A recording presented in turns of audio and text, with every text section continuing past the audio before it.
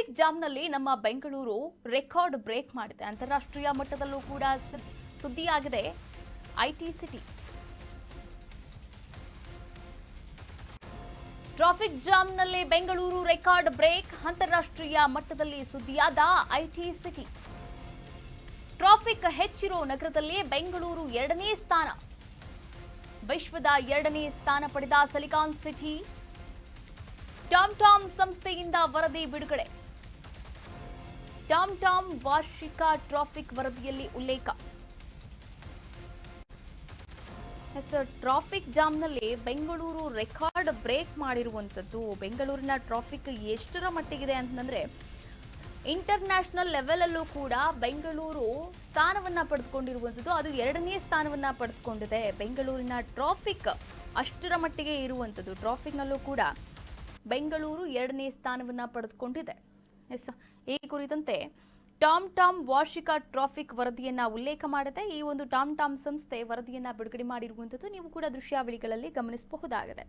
ನೋಡಿ, ಟ್ರಾಫಿಕ್ ಅಲ್ಲೂ ಕೂಡ ನಮ್ಮ ಸಿಲಿಕಾನ್ ಸಿಟಿ ಹೆಸರನ್ನ ಮಾಡಿರುವಂಥದ್ದು. ಅದು ಅಂತಾರಾಷ್ಟ್ರೀಯ ಮಟ್ಟದಲ್ಲಿ ವರ್ಷಕ್ಕೆ ನೋಡಿ, ಬೆಂಗಳೂರಿನಲ್ಲಿ ಟ್ರಾಫಿಕ್ ಸಮಸ್ಯೆ ದಿನದಿಂದ ದಿನಕ್ಕೆ ಹೆಚ್ಚಾಗ್ತಾ ಇದೆ. ಈ ಟ್ರಾಫಿಕ್ ಸಮಸ್ಯೆ ನಿಜಕ್ಕೂ ಕೂಡ ಎಷ್ಟಿದೆ ಗೊತ್ತಾ? ಬೆಂಗಳೂರಿನಲ್ಲಿರುವಂತಹ ಟ್ರಾಫಿಕ್ ಸಮಸ್ಯೆ ಎಷ್ಟಿದೆ ಗೊತ್ತಾ? 2025ರ ವಾರ್ಷಿಕ ಟ್ರಾಫಿಕ್ ಇಂಡೆಕ್ಸ್ ವರದಿಯನ್ನ ಆಧರಿಸಿ 2ನೇ ಸ್ಥಾನವನ್ನ ಕೊಟ್ಟಿರುವಂಥದ್ದು. ಬೆಂಗಳೂರಿನಲ್ಲಿ ವರ್ಷದಿಂದ ವರ್ಷಕ್ಕೆ ಏರಿಕೆಯಾಗ್ತಾ ಇದೆ ಟ್ರಾಫಿಕ್. ಕಳೆದ ವರ್ಷಕ್ಕೆ ಹೋಲಿಕೆ ಮಾಡಿದರೆ ಈ ಬಾರಿ ಟ್ರಾಫಿಕ್ ಸಮಸ್ಯೆ ಇನ್ನೂ ಕೂಡ ಹೆಚ್ಚಳವಾಗಿದೆ. ನಿರೀಕ್ಷೆಗೂ ಮೀರಿ ವಾಹನ ನೋಂದಣಿ ಹೆಚ್ಚಳ ಹಿನ್ನೆಲೆ ಟ್ರಾಫಿಕ್ ಉಂಟಾಗ್ತಾ ಇದೆ. ಟಾಮ್ ವರದಿ ಬೆಂಗಳೂರಿನ ಸಾರಿಗೆ ವ್ಯವಸ್ಥೆಗೆ ಹಿಡಿದಂತಹ ಕೈಗನ್ನಡಿಯಾಗಿದೆ. ಮೆಟ್ರೋ ಬಳಕೆ ನಡುವೆ ಹೆಚ್ಚಾಗ್ತಾ ಇದೆ ಬೆಂಗಳೂರಿನಲ್ಲಿ ಟ್ರಾಫಿಕ್. ನೋಡಿ, ಬೆಂಗಳೂರಿನಲ್ಲಿ ದಿನನಿತ್ಯವೂ ಕೂಡ ಟ್ರಾಫಿಕ್ ಸಮಸ್ಯೆ ಒಂದ ಎರಡ ಸುಮಾರು ನೀವು ಏನಿಲ್ಲ ಅಂತಂದ್ರೂ ಒಂದೊಂದು ಸಿಗ್ನಲ್ ಅಲ್ಲಿ 5 to 10 ಮಿನಿಟ್ಸ್ ಅಂತೂ ನಿಲ್ಲೇಬೇಕಾಗುತ್ತೆ.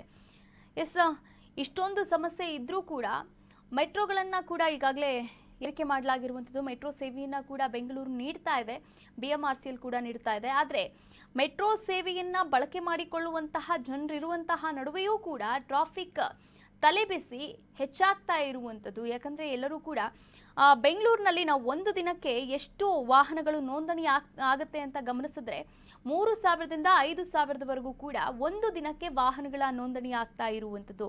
ಹೀಗಾಗಿ ಟ್ರಾಫಿಕ್ ಸಮಸ್ಯೆ ಕೂಡ ಹೆಚ್ಚಾಗ್ತಾ ಇದೆ. ಹಾಗಾದ್ರೆ ವಿಶ್ವದ ವರದಿ ಏನಿದೆ? ಮೊದಲ ಸ್ಥಾನ ಯಾವ ದೇಶ ಪಡೆದುಕೊಂಡಿದೆ? 2ನೇ ಸ್ಥಾನ ನಮ್ಮ ಬೆಂಗಳೂರು ಪಡೆದುಕೊಂಡಿದೆ. ಓಕೆ, ಹಾಗಾದ್ರೆ ಯಾವೆಲ್ಲ ದೇಶಗಳು ಈ ಒಂದು ವರದಿಯಲ್ಲಿ ಉಲ್ಲೇಖ ಆಗಿರುವಂಥದ್ದು?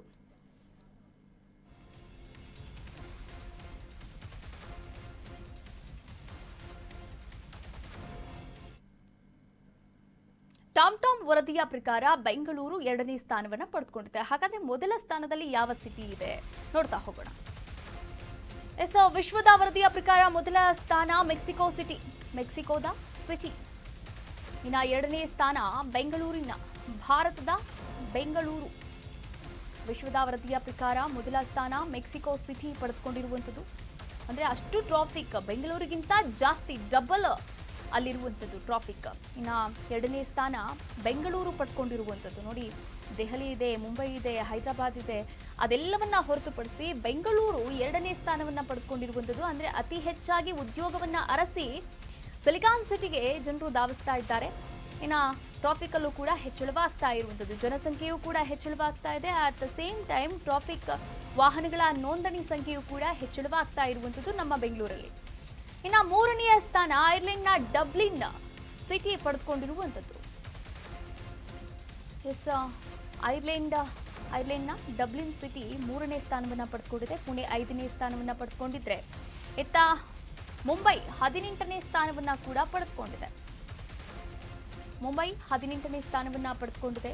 ಭಾರತದ ಇತರೆ ನಗರಗಳ ಸ್ಥಾನ ಎಷ್ಟಿದೆ ಟ್ರಾಫಿಕ್ನಲ್ಲಿ ನಾವಿಲ್ಲಿ ಗಮನಿಸ್ತಾ ಹೋಗೋದಾದ್ರೆ ಪುಣೆ 5ನೇ ಸ್ಥಾನ, ಮುಂಬೈ 18ನೇ ಸ್ಥಾನ, ಇನ್ನು ನವದೆಹಲಿ 23ನೇ ಸ್ಥಾನವನ್ನ ಪಡೆದುಕೊಂಡಿರುವಂಥದ್ದು. ನವದೆಹಲಿಯನ್ನ ಹೊರತುಪಡಿಸಿ ಇನ್ನು ಕೋಲ್ಕತ್ತಾ 29ನೇ ಸ್ಥಾನವನ್ನ ಪಡೆದುಕೊಂಡಿದೆ. ಹಾಗೆ ಜೈಪುರ 30ನೇ ಸ್ಥಾನವನ್ನ ಕೂಡ ಪಡೆದುಕೊಂಡಿರುವಂಥದ್ದು. ಇನ್ನು ಚೆನ್ನೈ ಜೈಪುರ 30ನೇ ಸ್ಥಾನವನ್ನ ಪಡೆದುಕೊಂಡಿದ್ರೆ ಚೆನ್ನೈ 32ನೇ ಸ್ಥಾನವನ್ನ ಪಡೆದುಕೊಂಡಿದೆ.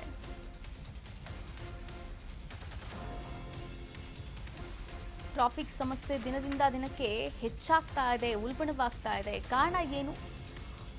ವಾಹನಗಳ ನೋಂದಣಿ ಸಂಖ್ಯೆ ಹೆಚ್ಚಾಗ್ತಾ ಇರುವಂಥದ್ದು. ಹಾಗಾದ್ರೆ ಆ ವರದಿಯಲ್ಲಿ ಏನಿದೆ ಅಂತ ನಾವಿಲ್ಲಿ ಗಮನಿಸ್ತಾ ಹೋಗೋಣ. ನೋಡಿ, ಬೆಂಗಳೂರಿನಲ್ಲಿ ವಾಹನ ದಟ್ಟಣೆಯ ಮಟ್ಟ 74.4%. ಹಾಗೆ 2024ರಲ್ಲಿ 72.7% ವಾಹನ ದಟ್ಟಣೆ ಮಾತ್ರ ಇತ್ತು.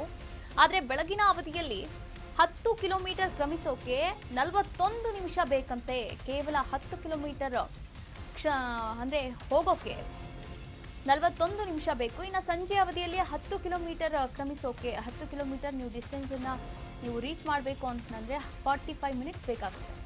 15 ನಿಮಿಷ ಕ್ರಮಿಸುವಂತಹ ಸರಾಸರಿ ದೂರ ಕೇವಲ 4.2 ಕಿಲೋಮೀಟರ್ ಮಾತ್ರ. ಆದರೆ 10 ಕಿಲೋಮೀಟರ್ ದೂರ ಕ್ರಮಿಸಲು ಸುಮಾರು 36 ನಿಮಿಷ 9 ಸೆಕೆಂಡ್ ಸಾಕಾಗಿತ್ತು.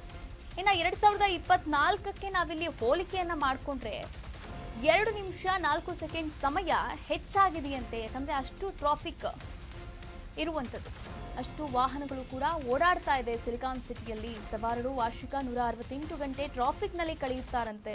ನೋಡಿ, ಇದು ಒಂದು ರೀತಿ ಸರ್ಪ್ರೈಸಿಂಗ್ಲಿ ಶಾಕಿಂಗ್ಲಿ ಅಂತಾರಲ್ವಾ, ಆ ಥರ. ಇನ್ನು ಪೀಕ್ ಅವರ್ನಲ್ಲಿ ಕೇಳಲೇಬೇಡಿ. ಪೀಕ್ ಅವರ್ನಲ್ಲಿ ಗರಿಷ್ಠ ವೇಗ 13.9 ಕಿಲೋಮೀಟರ್ ಇರುತ್ತೆ. ಒಟ್ಟಾರೆಯಾಗಿ ಟ್ರಾಫಿಕ್ ಜಾಮ್ನಲ್ಲಿ ಬೆಂಗಳೂರು ರೆಕಾರ್ಡ್ ಬ್ರೇಕ್ ಮಾಡಿರುವಂಥದ್ದು. ಕರ್ನಾಟಕದ ಬೆಂಗಳೂರು ಅಂತಾರಾಷ್ಟ್ರೀಯ ಮಟ್ಟದಲ್ಲಿ 2ನೇ ಸ್ಥಾನವನ್ನು ಪಡೆದುಕೊಂಡಿದೆ. ಈ ಒಂದು ಟ್ರಾಫಿಕ್ ವರದಿಯಲ್ಲಿ, ಟಾಮ್ನ ಸಂಸ್ಥೆಯ ಒಂದು ವರದಿಯಲ್ಲಿ ಅಂತಾನೆ ಹೇಳ್ಬೋದು. ಒಟ್ಟಾರೆಯಾಗಿ ಬೆಂಗಳೂರಿನ ವಾಹನ ದಟ್ಟಣೆಯ ಮಟ್ಟ 74.4% ಇರುವಂಥದ್ದು. 2024ಕ್ಕೆ ಹೋಲಿಕೆ ಮಾಡಿದ್ರೆ ಇನ್ನೂ ಕೂಡ ಜಾಸ್ತಿ ಆಗಿದೆ. 2.34% ಕೂಡ ಜಾಸ್ತಿ ಆಗಿರುವಂಥದ್ದು.